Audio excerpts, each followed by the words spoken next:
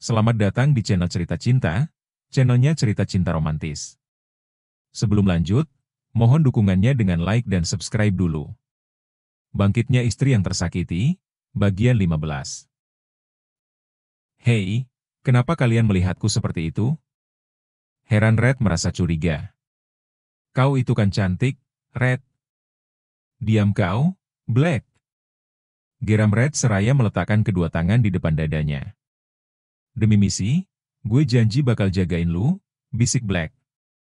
Kita satu sama kan? Ledek Black dengan senyum menyebalkan. Black sialan. Kita harus kerja keras, ucap Blue yang diangguki oleh kedua anak buah Leo itu. Tapi tak apa. Demi perubahan status dan pembuktian akan kenormalan Tuan Leo, kelakar Blue, yang langsung kena timpuk dari Black dan Red. Penyerangan tempo hari, menjadikan posisi calon Nona Nadia sangat berbahaya. Aku akan memantau sistem dengan ketat, ucap Blue serius kali ini.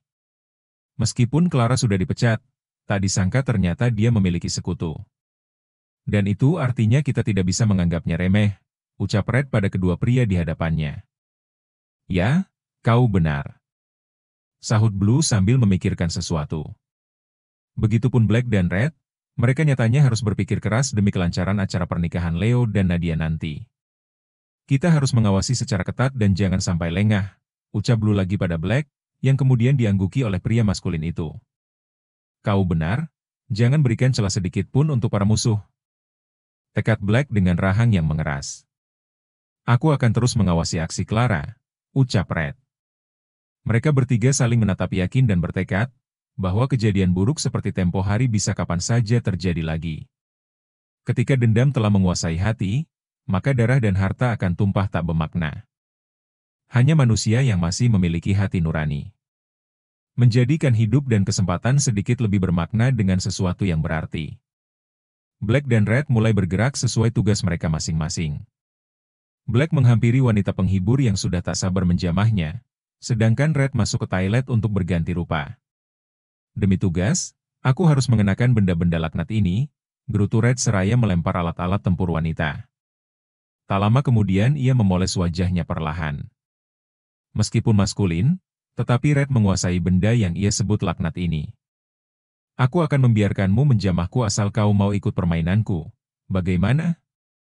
Tanya Black yang mulai mengeluarkan umpan untuk mengait mangsa. Permainan?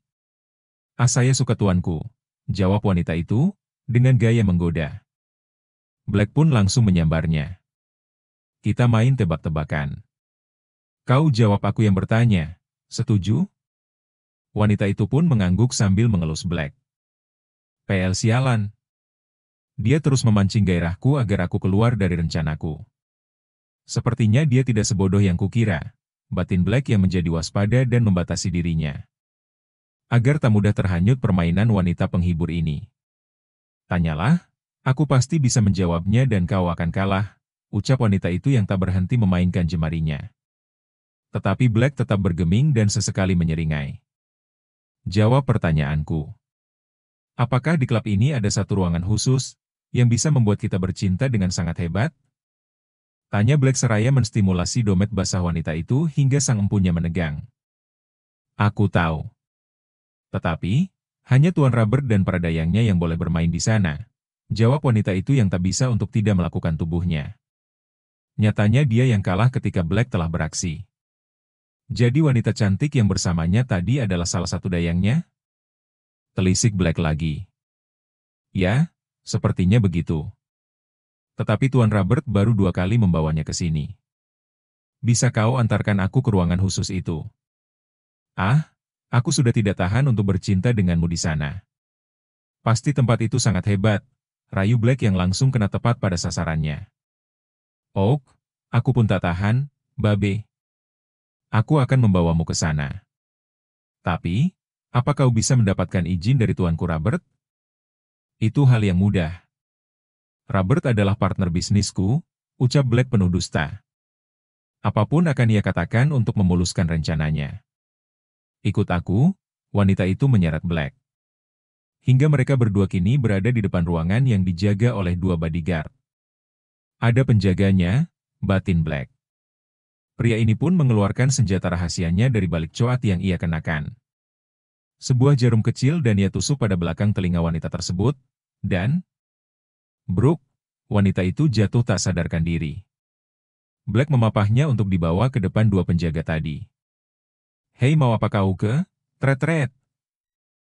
Tiba-tiba, sebuah senjata yang mengandung tenaga listrik tinggi diarahkan untuk menyetrum keduanya. "Siapa kau?" tanya Black seraya melempar wanita pingsan tadi, dan sosok yang ada di depannya juga langsung mengarahkan benda bertegangan tinggi itu kepadanya. Tret! Tubuh PL itu pun disetrum juga. Dapat dipastikan, jika mereka akan terbangun jika dibawa ke rumah sakit nanti. "Sialan kau, Black. Apa kau tidak mengenaliku, rekanmu sendiri?" Kesal Red, karena melihat raut wajah Black yang macam sapi ompong itu. "Tidak mungkin. Bagaimana bisa kau semakin cantik begini?" ucap Black seakan tak percaya. "Ya haruslah. Aku bertugas untuk menjerat si buaya koreng, bukan? Pekerjaan yang paling berat," dengusnya. "Apa? Tapi aku, kenapa? Cepatlah, jangan berdiri saja. Kita harus mencari tahu informasi yang banyak dan merekamnya sebagai barang bukti," ucap Red lagi serius. Keduanya pun masuk dengan menggunakan sebuah kunci gesek khusus, entah dari mana Red mendapatkannya. Kemudian mereka mendapat spot khusus yang bisa digunakan untuk menguping pembicaraan Roberto dengan Clara. "Apa kita akan melakukannya di sini, Rob?" tanya Clara dengan suara manja, membuat Red ingin muntah kala mendengarnya. Tidak mungkin kan mereka menguping orang yang bercinta? Ini gila. Red terus menggerutu, sementara Black menatapnya sambil menahan air liur. "Berhenti menatapku seperti itu, atau ku buat kau buta permanen." Sementara itu, pandangan Nadia dan Leo sedang berada di dalam sebuah kendaraan roda 4. Di mana mobil mewah itu membelah jalanan di tengah malam buta, hingga jalan raya nampak lengang seperti ini. Sang pengemudi sesekali melirik pada wanita di sebelahnya. Hingga terkadang tatapan mereka beradu, mencipta lengkungan indah dari bibir keduanya. Kebetulan, Leo menginginkan untuk membawa mobil seorang diri. Meskipun begitu, ia tetap menempatkan para pengawal di belakang kendaraan mereka. "Aku masih gak nyangka akan sampai pada fase ini," ucap Leo dengan senyum yang sejak tadi tak pudar dari wajahnya. Entah kenapa dia bahagia sekali, makan malam dengan Nadia. Hingga memutari kota sambil bergandengan tangan seperti pasangan muda yang baru mengenal cinta. Ia rasa dirinya sudah gila. "Baru kali ini, aku melihat senyum di wajah tampanmu itu, Leo. Ternyata, hal itu membuatmu tak seseram biasanya. Apa kau sebahagia itu? Menikah dengan wanita sepertiku?" batin Nadia. Entah kenapa dia semakin merasa tak percaya diri. Padahal dirinya sendiri yang telah mencetuskan agar pernikahan mereka segera dilaksanakan. "Apa kau tak mengira akan terjebak dengan wanita sepertiku?" tanya Nadia tiba-tiba, hingga Leo menoleh secara spontan. Agar tak membahayakan, ia pun memutuskan untuk menghentikan kendaraannya. "Jangan pernah mengatakan hal seperti itu. Sejak awal aku tidak mempermasalahkan siapapun kamu yang sebenarnya. Sekalipun awal kedekatan kita sampai rencana pernikahan ini, karena sebuah dendam kita pada orang yang sama.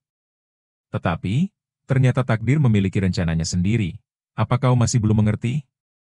Tandas Leo. "Kenyataannya aku tetaplah barang bekas, Leo. Aku hanya dipoles hingga nampak seperti baru." "Dia benar, bahwa aku hanyalah barang hasil daur ulang," ucap Nadia lirih menunduk. "Siapa yang berani mengatakan ucapan sampah itu padamu? Kau dengar? Aku bahkan rela menukar 100 gadis demi seorang janda sepertimu.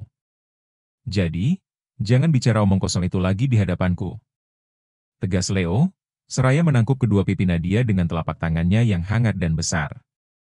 Cara bicara Leo yang bernada tegas itu, malah membuat wanita di hadapannya itu menangis sesenggukan. "Hei hei hei, hentikan tangismu itu. Hei Dark, kenapa mobil Tuan Leo berhenti?" heran salah satu bodyguard, yang mengemudikan mobil Jeep Wrangler di belakang kendaraan mewah Leo. "Kita kagak perlu tahu, dan cukup mengawasi dari sini." Pengawal kedua pun menurunkan kaca jendela mobil sedikit, lalu menyalakan batang rokoknya.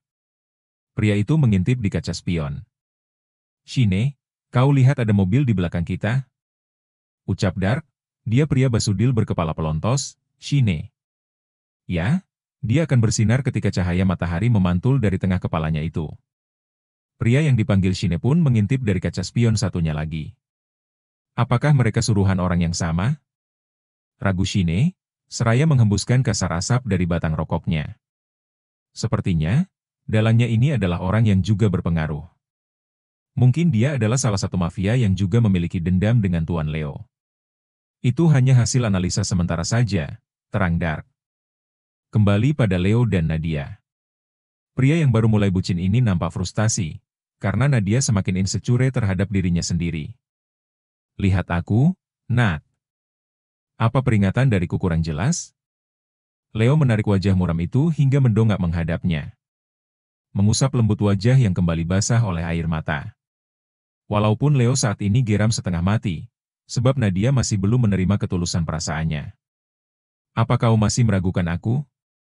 Kau tahu, aku sangat tidak suka dan benci sekali kalau melihat wajahmu yang begini. Leo mendekat untuk kembali menghapus air mata yang mengalir deras pada pipi Nadia. Kali ini bukan dengan jemarinya yang besar, melainkan dengan bibirnya. Leo mengecup kedua mata basah itu bergantian kanan dan kiri, entah belajar dari mana dia. Bagaimana bisa melakukan hal yang sangat membuat semua wanita iri bila melihatnya? Kami ingin berada di posisimu, Nadia. Mungkin mereka akan berteriak-teriak seperti itu. Jangankan air mata yang langsung mengering, bahkan kedua bola mata Nadia langsung membulat sempurna. Bersamaku, kau hanya boleh tersenyum dan tertawa. Leo pun melanjutkan lagi aksinya, hingga kecupannya sampai pada si kembar yang disukainya. Di mana pada tahap ini Leo akan sangat sulit untuk berhenti. Apa begini caramu membujuk wanita yang menangis? Protes Nadia yang merasa mati rasa pada bibirnya. Leo hanya menyeringai, yang penting, sukses kan? Leo mengabaikan wajah Nadia yang memerah, pria itu kembali menjalankan mobilnya. Apa kadal koreng itu selalu dikelilingi oleh anak buahnya? Gumam Blue. Karena pria ini dapat memindai dari gambar tato yang sama pada bawah telinga sebelah kiri. Sebab, terdapat gambar laba-laba di sana. Sepertinya ada yang tidak beres. Blue mulai merasakan keanehan di sekitarnya. Aku akan menghubungi seseorang untuk berjaga-jaga. Blue mengeluarkan alat, lalu menghubungi seseorang di seberang sana. Dark, Shine. Setelah ini susul kami di klub basudil milik Roberto Fraus. Datanglah bersama beberapa orangmu, aku akan kirim lokasinya. Blue kembali pada posisinya semula. Leo memang telah menyiapkan anak buahnya, bukan hanya pandai dalam bidang manajemen bisnis saja. Namun, juga harus memiliki basic ilmu bela diri, dan mampu menggunakan benda tajam atau senjata api. Karena musuh pengusaha itu tidak selalu berdasi dan bermain rapi. Kebanyakan dari mereka akan menghalalkan segala cara untuk melibas lawan bisnisnya. Kerjasama antar pengusaha dengan para mafia, bandit atau gangster merupakan rahasia umum. Bahkan, ada yang lebih menyeramkan dari itu semua. Ketika para makhluk kasat mata ini menjalin kerjasama dengan yang tak kasat mata. Akan lebih susah lagi melawan yang bermain halus seperti ini, karena senjata api dan senjata tajam tidak akan berarti. Ilmu bela diri setinggi apapun akan tersapu bagai debu. Baik, Pak. Saya akan menyiapkan beberapa personil. Sahut Dark, yang saat ini sebenarnya tengah menikmati lasakna panas. Dia dan Shine belum lama sampai di Menshan. Sekejap sambungan pun diputuskan. Malam akhir pekan pun ada tugas dadakan. Kirain setelah mengawal Tuan Leo, bisa nonton pertandingan bola di TV, gumamnya, seraya memasukkan lasakna itu dengan cepat ke dalam mulutnya. Sambil makan, tangannya mengetik pesan kepada Shine dan beberapa anak buahnya yang lain. Tak lama kemudian mereka pun berangkat menuju lokasi yang telah dikirim oleh Blue. Sementara itu, Blue masih memantau pergerakan dari anak buah Roberto.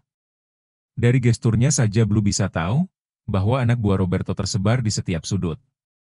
Blue menyeringai, setidaknya tempat ini sudah dikuasai olehnya. Sial, mereka benar-benar bercinta. Red menggigit bibirnya, agar tidak terbawa oleh suara-suara laknat yang dikeluarkan oleh kedua manusia beda usia tersebut. Black tentu lebih menderita di sini. Sesuatu yang tidak bisa ia tuntaskan ditambah harus mendengar suara sialan itu. Ditambah dirinya harus dihadapkan dengan pemandangan menggairahkan dari Red. Sial 1000 kali sial. Ini malam apa sih? Kesal Black. Seraya menahan sesuatu yang mau meledak dari tubuhnya. Bersambung.